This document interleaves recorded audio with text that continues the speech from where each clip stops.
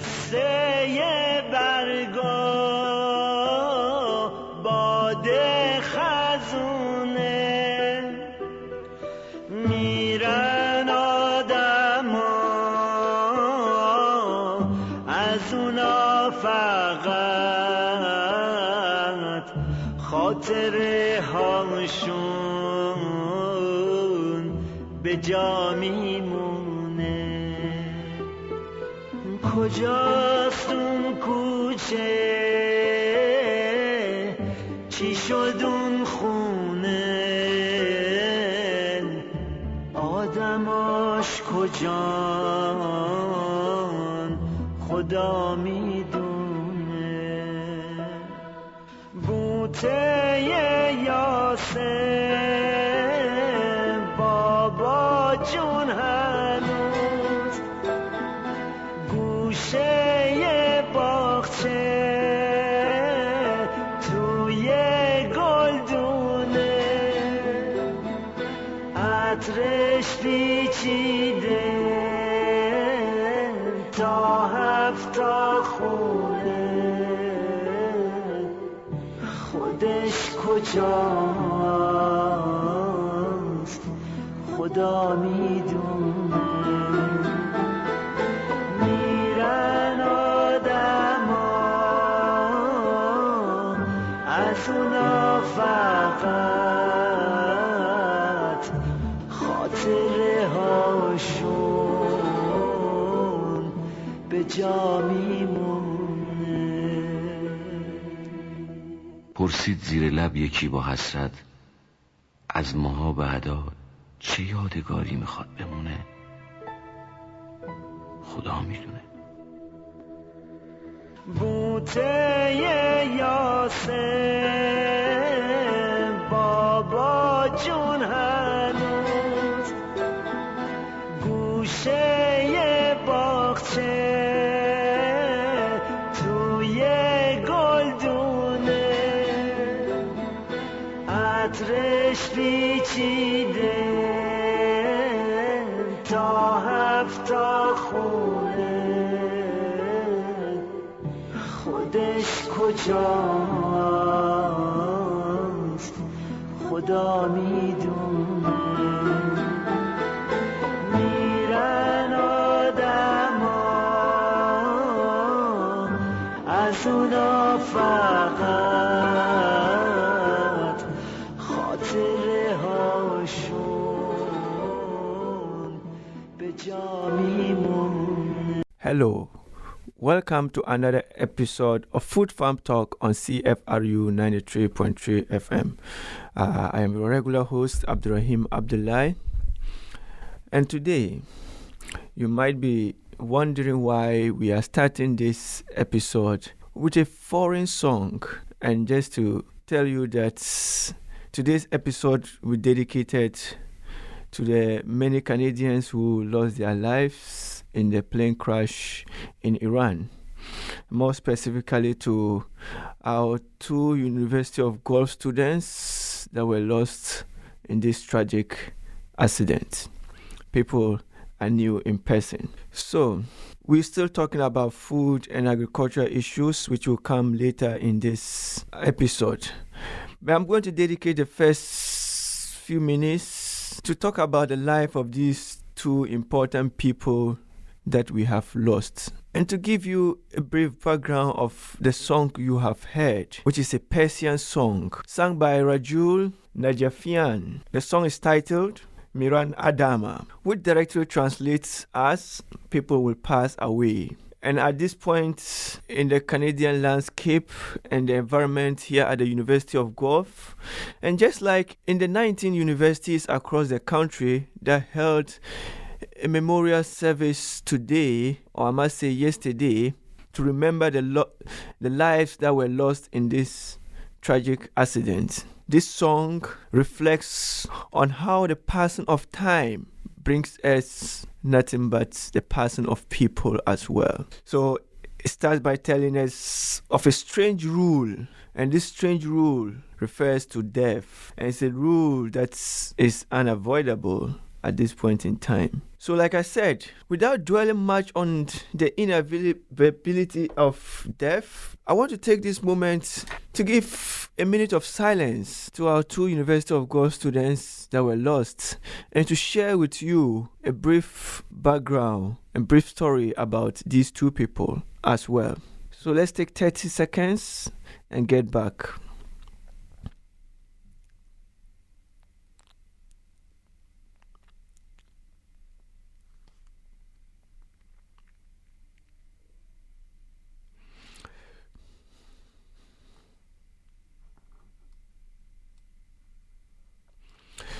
So this tragic accident, we lost our two friends, Ghanimat Azhdari and Milad Ghasemi Ariani. Ghanimat was my colleague, PhD student at the Department of Geography, Environment and Geomatics, while Milad was a PhD student at the Lang School of Business. In fact, Ghanimat was a young indigenous person who worked with the ICCA consortium, which is an international group of people that are working to conserve indigenous lands. And just taking a brief background that's provided by the ICC consortium about Ghanimat, reading directly from their website. Ghanimat was a young indigenous Kashki professional specializing in participatory GIS. Ghanimat obtained her Bachelor of Science degree in Natural Resources, specializing in rangeland and watershed management at the Shahid Chamran University, Ahwat, Iran. Ghanimat's work with indigenous people and local communities in the context of defense of their own territorial rights has mostly taken place at Canesta, a founding member of the ICC consortium.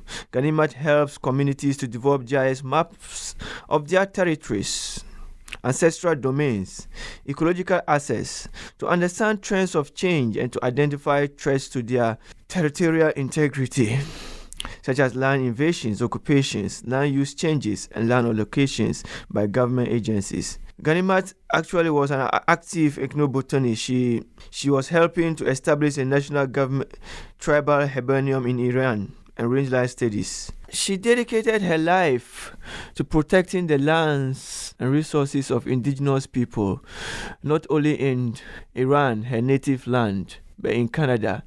And it was this quest that brought her to Canada. And as we reflect on the life of Ghanimat, we find solace in the work that she has started, in the work that people she has worked with has vowed to continue to protect the lands of indigenous people. And as we miss Ghanimat, just like the rest of the members on that flight that were lost in this tragedy, we will still take this time to celebrate her life and what she managed to achieve during her time with us on earth.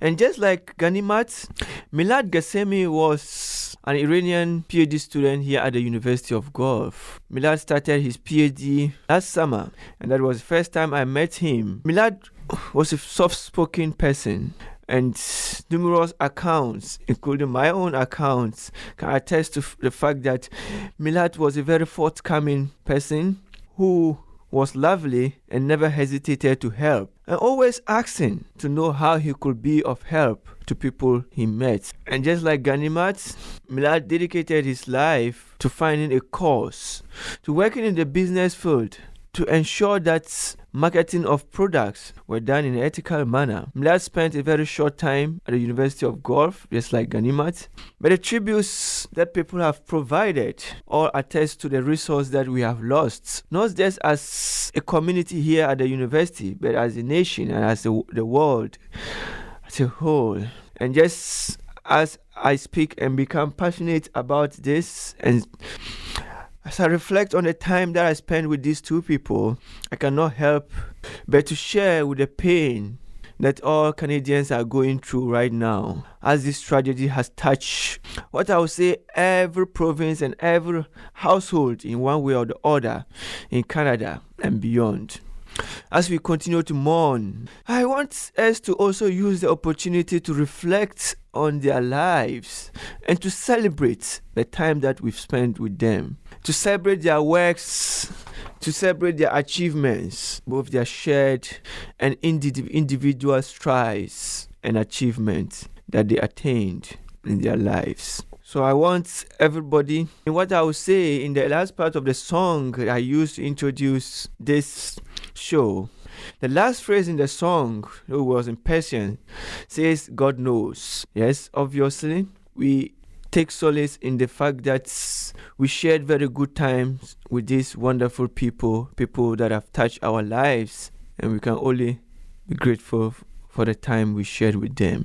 Before I switch gear, to come back to the main theme of my discussion in today's episode, which is food prices in Canada, I will want to switch to another song, another Persian song. It's titled Dijadiri, which means it's too late, which is sung by Amin Bani, which also talks about death, but more importantly, how we should appreciate the time that we have spent with people that we have lost. So enjoy this song, and let's get back and continue in the last few minutes with our substantive topic today.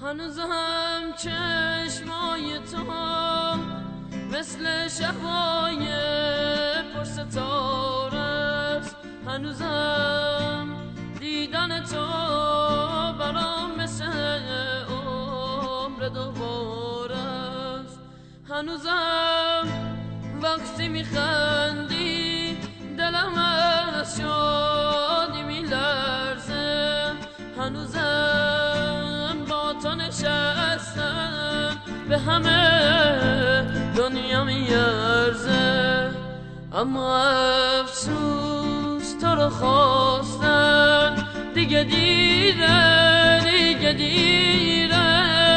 اما افسوس با نخواستن دلم آروم نمیگیره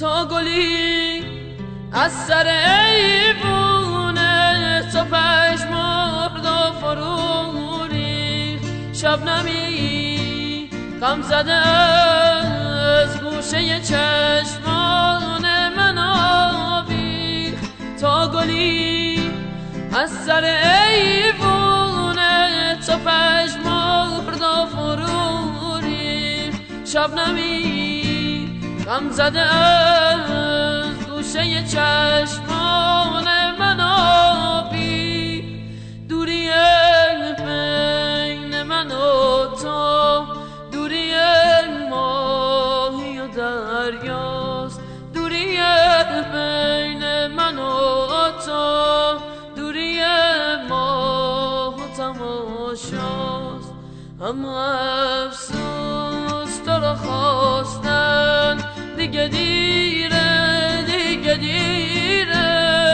اما افسوس با نخواستن دلم آروم نمیگیره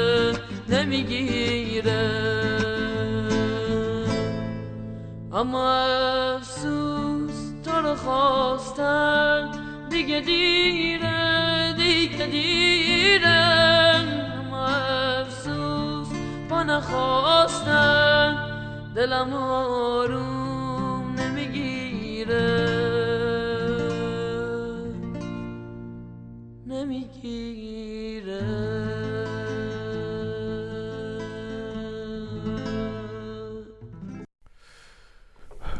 From the words of Amin Bani, coming from the song you just heard, I say a sad dew hung from the corners of my eyes, but I find strength to thank everybody, and I find strength to say thank you very much, Ghanimat and Milad, for the times shared together and for the impact that you have made in your time here. Thank you. Now shifting gears and moving back to our topic for today. In the last episode of 2019, we did talk about some of the things to look out for. And one of the things that we touched on was the 2020 Canada Food Price report, which was released on the 4th of December 2019. The report talked about so many things and what to expect in 2020 as an ordinary household in Canada here. The report, which was a 10th edition, projected that food prices will increase in total between 2% to 4% in 2020. But beyond this broader projection, there were a few issues that were highlighted in the report, and that is what I want to spend the last few minutes of this episode to talk about. So some of the things that were talked about included issues that are driving food prices and some of the headlines that we should expect to see in 2020. So, coming back from 2019, the report states that there were a few issues that actually led to food price increases and changes in the food environment within the Canadian landscape. The first issue was the change in Canada's food guide, the dietary guidelines. So, in January 2019, Canada released a new dietary guidelines that kind of changed the way people were expected to eat. In this new guideline, that was released by Health Canada, actually kind of shifted things a little bit, especially when it comes to proteins, as the new guideline combined both animal and plant-based proteins in a single category and kind of advised people to take more of plant-based proteins. But the whole new discussion that came with this guideline had some impact on the way people choose to eat, to shop, and all those things. So it had impact in how food prices turned out throughout 2019. But beyond that, another issue was what they termed as a vegetable dilemma, because throughout the years, Canadians have always sought to pay premiums to eat very quality vegetables, and now we see plant-based food, and then we are seeing a lot of people also moving towards vegetarian diets, complemented by the fact that there were a lot of scares with E. coli outbreak and other issues, which meant that people try to look for premium vegetables, which had an impact on the prices. So it also had the vegetable dilemma, also had a greater impact on prices in 2019. But another important thing which we touched on in our end of year review was also the Chinese trade environment. We had the issues of Canadian exports, sort of canola, pork, and African swine fever. So all these things had impact on prices of these products, and because of the trade disagreements and issues with China, which meant that exports were reduced to a greater extent, which means Canadian farmers felt the impact of it. So it had other impacts on the food prices and other issues within the Canadian landscape. But another old issue that is highlighted in the report was actually the rise of what they call populism and global growth market. And this directly ties to a situation where most countries are beginning to fold up and closing their economies to external actors. So for most parts, I'm reading directly from the report. It says the rise of populism and protectionism has had multiple impacts on the Canadian economy and its agriculture and food sectors. For the global economy is riding sustained growth forecast, but recent announcement by International Monetary Fund of its intention to cut growth forecast for global economy add uncertainty to the economic future in the country. For the IMF predicts a broad deceleration across the world's largest economies as trade tension undermine expansion. And we could see that from the trade tension between, let's say, Canada and China, but also the trade tension between the US and China as well, and many other issues that were experienced in 2019. But beyond that, we are expected that in 2020, food prices will be affected in many ways by different factors as well. One being some of the things that were focused on in the report was the macroeconomic factors and drivers within the Canadian landscape. And in terms of macroeconomic factors, some of them are environmental, some of them are economical, some of them are social. But just to highlight some of the themes that I touched on in this report was macroeconomic level. We have climate change, which we do know that there was a carbon tax and a lot of discussions about that in the Canadian landscape as well. So it definitely will have an impact on the prices of food. And the report actually projects that it's going to have a very significant impact on food prices. But we also have geopolitical risks again. US and China, again, Canada and China, and all those geopolitical issues and oil prices and all will come in. But also at a higher level, we have input costs, energy costs, inflation, currencies, and trade environment, which will all have varied levels of impact, really significant, moderate, and impact on food prices in the Canadian landscape going into 2020. But if there are also very sector-specific issues that might have an impact.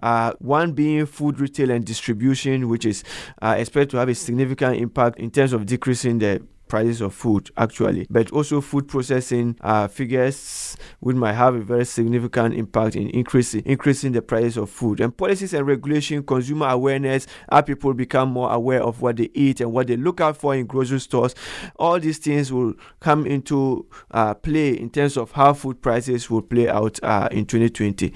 But beyond that, there's going to be very lower level, what we call domestic level issues, with one being consumer indebtedness, or which might have very significant impact in terms of decreasing the price of food. And we have consumer disposable income, which might have very significant impact as well in terms of decreasing the price of food. So among all these issues, we are expected that in 2020, based on these projections, for average family in Canada built on healthy food selection, following Canada's food guide, annual expenditures are actually expected or anticipated to increase by $487 in 2020 for total household expenses of about $12,667 on food. The main drivers behind this rise are increase in price of vegetable, fruit, meats, and seafood. Reading directly from the report as well, the rise of plant-based alternative does give optimism for meat prices by creating a new class of substitutes. But the global demand for meat outside Canada will increase domestic prices in 2020 as well. Seafood is the world's largest, fastest growing protein category, and production uncertainties and ecological threats will impact prices of Canadian families. Seafood presents opportunities in Canada for more controlled growing environments, both in natural biological stocks environments and in aquaculture, to make products more price friendly. But like I mentioned, beyond this, we are also expected that there might be a few issues that will make headlines. More specifically, some of these things already made headlines in 2019, and this will carry on in 2020. I'm just going to highlight a few of them that were also mentioned in the report. One is the issue of the single-use plastic packaging for food retail, and we know that a lot of food retailers, there's a lot of pressures coming from all over, mostly from activists on food retailers to change their packaging habits, and we've already seen a bit of effort with some retailers, and we expect that there will be headlines coming in this direction as well, and more effort maybe from retailers and from other food sellers across the country. But another important thing will be climate change intervention and carbon taxes. And I mentioned earlier, carbon tax was a big issue in 2019. And I think somewhere in 2019, Maple Leafs announced that they want to go to carbon neutral, I think by 2025, if I'm getting the figure right. But these are some of the things that they are anticipating will continue, with more food producers coming out with measures to reduce their carbon footprint. So 2020, we expect to see a lot more headlines on some of these issues. But also beyond that, we are also expecting that retailing artificial intelligence, in terms of the retail sector, in terms of smart shopping, initiatives are expected to come into force in 2020 and might make some kind of headlines within the year as well. But beyond this, there are a lot of issues that we are also expecting. But looking at the more broader agricultural level, we might also expect that digital technologies and the rise of other new technologies in agriculture will have an impact on how people do their farming. But more especially, it might have a multiplier impact on food prices, especially at the farm gate level and other levels across the supply chain, because as farmers invest in new technologies, increasing their capital costs, but also it might be able to reduce their cost of production and all those. So we expect to see a lot more headlines in this direction. But what we always ask is, what will some of these headlines and some of these anticipations that's being put forward, what does it mean for the ordinary Canadians? How it is expected that we are going, our pockets will drain a little bit more down because we are going to spend more on food. But we can actually put in place measures to kind of reduce how these things will impact us. And that is what I'll touch on in the last part of this episode. Again, from our experiences, I think that in terms of how people do their shopping, in terms of the food budgets, we expect that reducing food waste will be a big issue in terms of how it impacts household level. Food waste wasn't mentioned in the report clearly, but we do think that food waste will also make a big headline in 2020, and how households actually deal with issues of food waste will have an impact on their expenditure in terms of the amount they spend on food. But apart from food waste, we also expect that as these new technologies come in, like I mentioned earlier, these technologies will actually bring about some changes in the supply chain from production to consumption. So consumers will become more aware of food choices. Consumers will become more aware of how their food is produced due to traceability and other technologies that are coming in place. But more importantly as well, through this might bring efficiencies in the food supply chain, which in one way or the other might reduce prices or might actually increase prices depending on how efficient these technologies are being used. But at the household level, I think that people can also put in place their measures, like I mentioned, reduce food waste, but again, shop wisely. As you go into the grocery store, you should know what exactly you are looking for, and to make sure that whatever you are looking for is something you need. So through some of these basic means of how we shop, across shopping practices, consumption practices, we may be able to save money, and we may be able to reduce the impact of this forecasted increase in food prices on our household and of course on our wallets as well. So this topic is very extensive, and I do hope that we'll be able to come back to some of these headlines as they unfold in 2020. And I know that some of these headlines will come, and we will have very dedicated episodes to some of these headlines. So stay tuned. And again, I spent an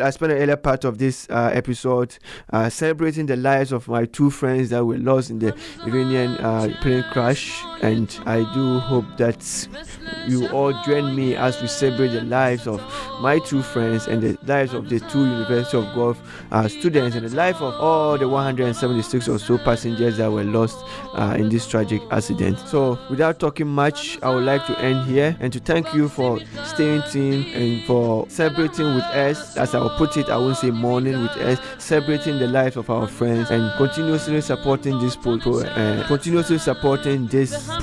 We do hope that 2020, as we begin and as we continue to bring you more episodes in 2020, we're able to meet your needs and we're able to continue to listen to this program as well. So stay tuned. Thank you and have a nice day.